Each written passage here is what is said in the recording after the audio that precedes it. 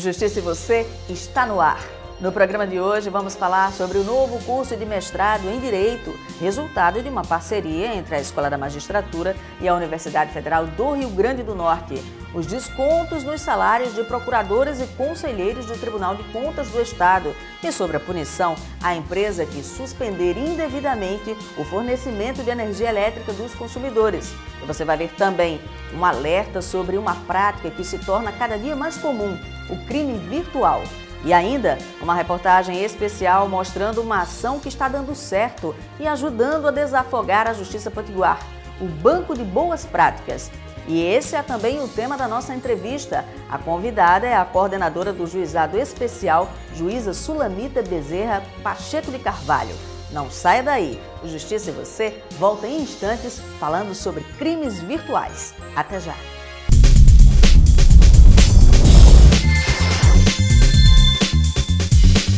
Qualquer pessoa pode ingressar em juízo sem advogado quando o valor da causa for igual ou menor a 20 salários mínimos. O atendimento ao público nos juizados especiais cíveis acontece de segunda a sexta-feira, das 7h30 da manhã às 5 da tarde. Nas unidades que funcionam dentro das centrais do cidadão, o horário para o ajuizamento de ações será de terça a sexta-feira, a partir da abertura da central até às 18 horas. Nos juizados especiais que têm convênios com faculdades ou universidades, o ajuizamento das ações é feito gratuitamente pelas práticas judiciárias orientadas por professores ou advogados habilitados.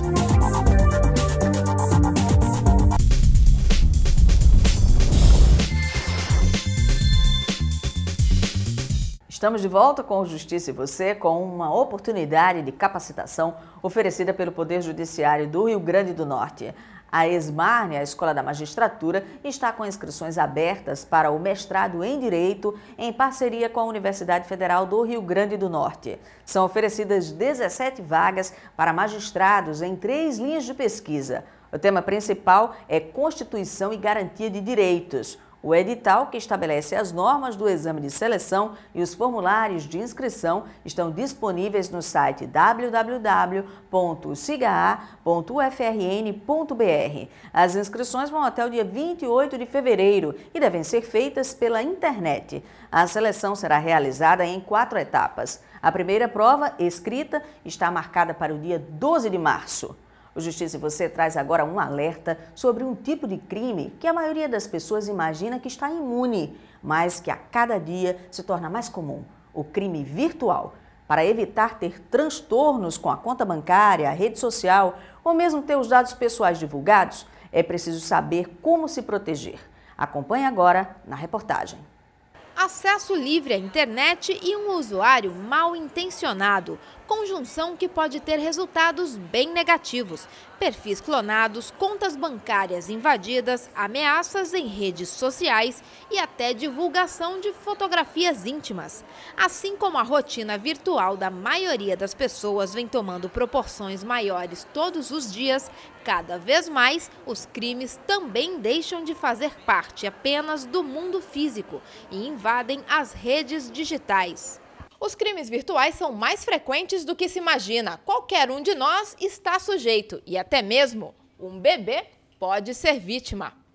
Mel tem apenas 1 ano de idade e suas fotos foram parar em um perfil falso de uma rede social. Eu cheguei a achar que era uma brincadeira de mau gosto.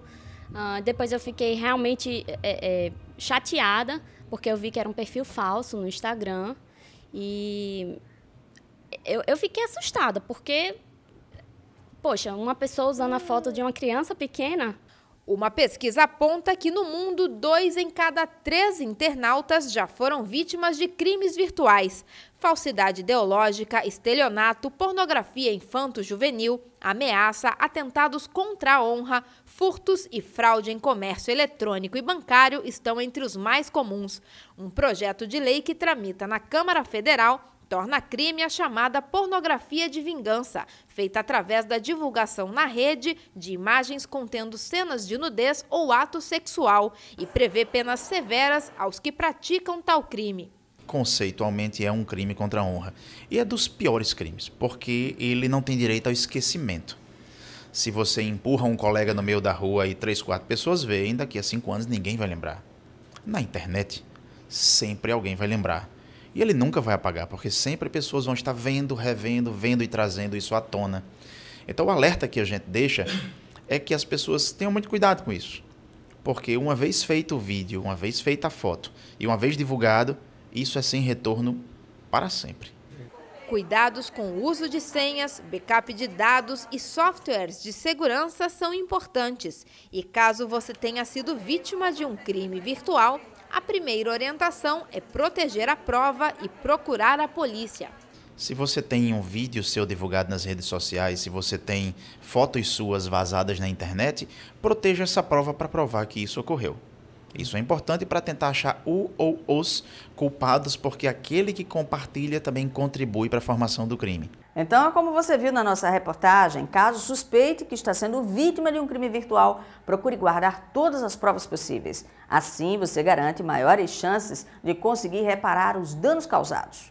E o assunto agora são os descontos de imposto de renda nos salários. Uma liminar determinou que o governo do estado desconte o percentual do imposto de renda do terço adicional das férias de procuradores do Ministério Público e de conselheiros do Tribunal de Contas do Estado. A liminar concedida pelo desembargador Cláudio Santos acata a alegação feita pelo Estado de que o terço constitucional de férias é considerado salário, o que permite a incidência do imposto de renda. A decisão do desembargador também considerou decisões anteriores do Superior Tribunal de Justiça. A jurisprudência afirma que, para ter caráter indenizatório, o pagamento de um terço de férias teria obrigatoriamente que se referir à reposição de patrimônio perdido.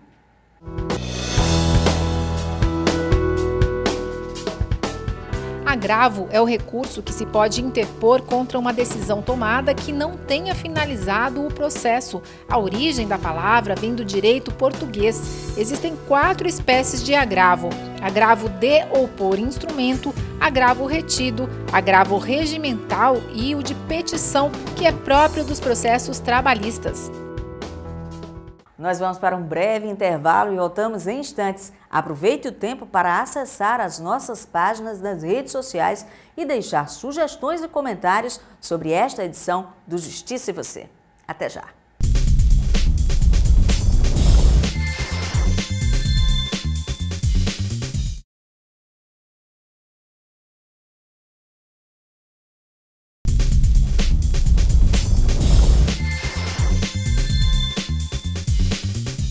O Justiça e Você está de volta falando sobre suspensão indevida no fornecimento de energia elétrica.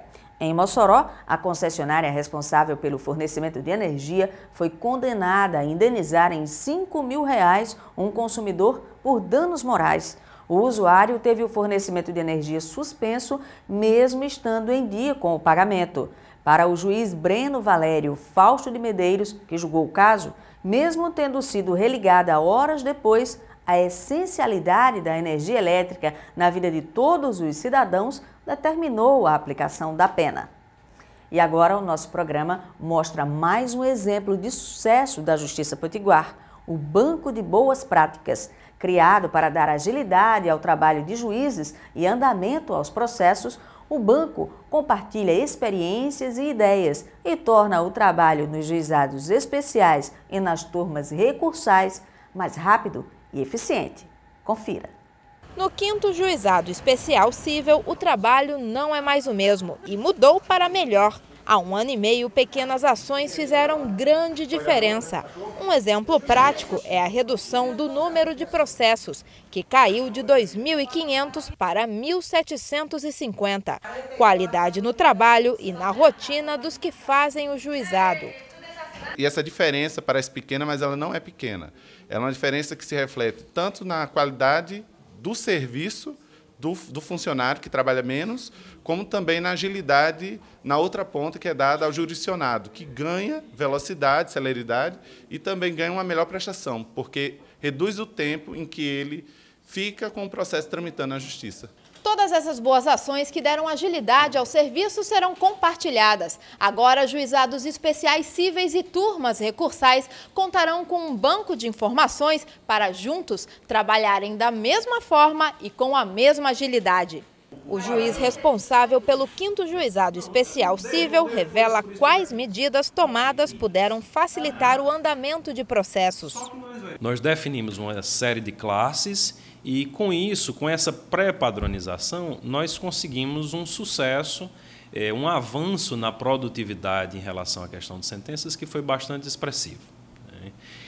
Além disso, nós também trabalhamos com a racionalização da pauta de audiências de instrução, reservando estes atos, essas audiências de instrução, para os casos em que isto realmente é necessário. Com isso, nós reduzimos a tramitação dos processos em aproximadamente 3 meses, uma boa parte deles.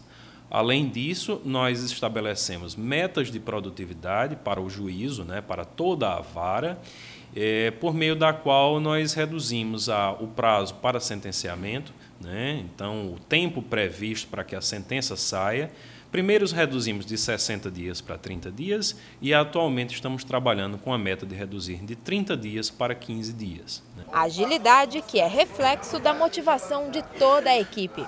Prestar o melhor serviço possível à população, deixar o jurisdicionado feliz com o atendimento do seu direito, da sua expectativa, no menor prazo possível, nos traz alegria o suficiente. A gente conseguiu mostrar isso para os servidores e motivá-los em relação a isso.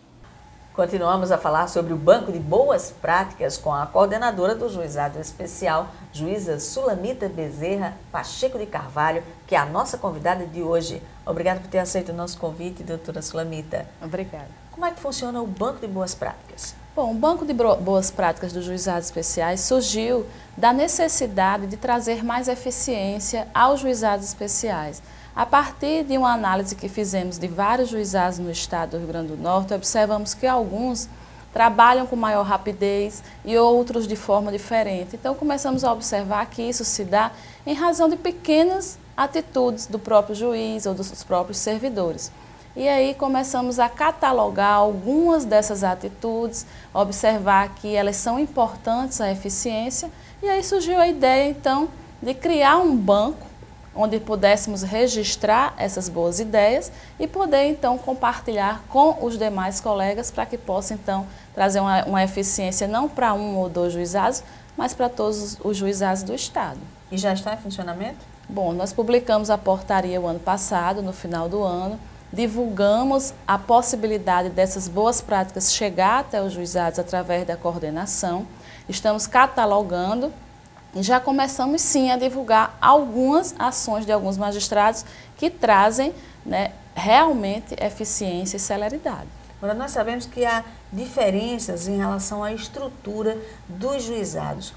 Como ter essa mesma efetividade com essas diferenças? Como é que a senhora está trabalhando isso aí, a senhora na condição de coordenadora? Bom, o primeiro passo foi, aqui em Natal, fazer uma divisão igualitária de servidores. Então, observamos que alguns juizados possuíam, de fato, pelo menos 3 ou 4 servidores a mais. Então, o primeiro passo, em 2013, juntamos todos os servidores e dividimos exatamente por igual. Então, todos os juizados cíveis de Natal possuem exatamente o mesmo número de servidores, da mesma forma os criminais e os da Fazenda Pública. A partir daí, começamos a observar quais eram aqueles juizados que tinham atraso em análise de sentenças, para que eles pudessem, então, também ficar em paridade com os demais. E aí, utilizamos um projeto denominado ADJ, e conseguimos entrar nos gabinetes dos juízes eletronicamente, ajudamos esses juízes e conseguimos, então, deixar todos os juizados de Natal mais ou menos na mesma situação de trabalho. A partir daí, começamos a verificar que, em que pese o mesmo número de servidores e a mesma situação de trabalho, ainda existiam juizados mais rápidos e bem mais rápidos que outros. Então, daí começamos a verificar que se dava por gestão, por algumas atitudes e algumas práticas dentro de alguns juizados. Daí porque começamos a observar a necessidade de buscar essas boas práticas e divulgar aos demais. Daí as boas práticas elas começaram a ser levadas e divulgadas a partir de um momento inicial que é exatamente tornar todos os juizados iguais em servidores, em estrutura física, né, e em estrutura funcional, estrutura também de pessoas. Né? Que boa prática a senhora citaria nessa fase agora de catalogação? Bom, nós temos uns juizados aqui, por exemplo, que as audiências ocorrem de maneira unificada. Né? O juiz ele faz a conciliação e a instrução num dia só. Né? Isso é uma boa prática e traz uma celeridade impressionante. Alguns juízes, obviamente, não têm essa postura e não é obrigado, e não é o objetivo das boas práticas, obrigar o juiz a tomar posturas idênticas, cada um tem o seu posicionamento, mas achamos importante que essa boa prática do juiz fosse catalogada e divulgada. Esses juizados ele tem uma rapidez porque o juiz ele junta todas as audiências em uma só. Isso é uma boa ideia que ele teve e ele consegue realmente dar celeridade. Nós temos alguns juizados, por exemplo, que eles concentram todas as determinações posteriores à sentença na própria sentença. Então, ao final da sentença, ele já dá algumas determinações que faz com que o processo ele possa caminhar posteriormente, se não houver o cumprimento, sozinho através da própria secretaria. E aí nós observamos que ao invés do processo ficar indo e voltando ao gabinete, o que se dá às vezes por mais de 20 vezes, ele permanece na secretaria sendo encaminhado através da própria secretaria. Também foi uma boa prática que nós divulgamos.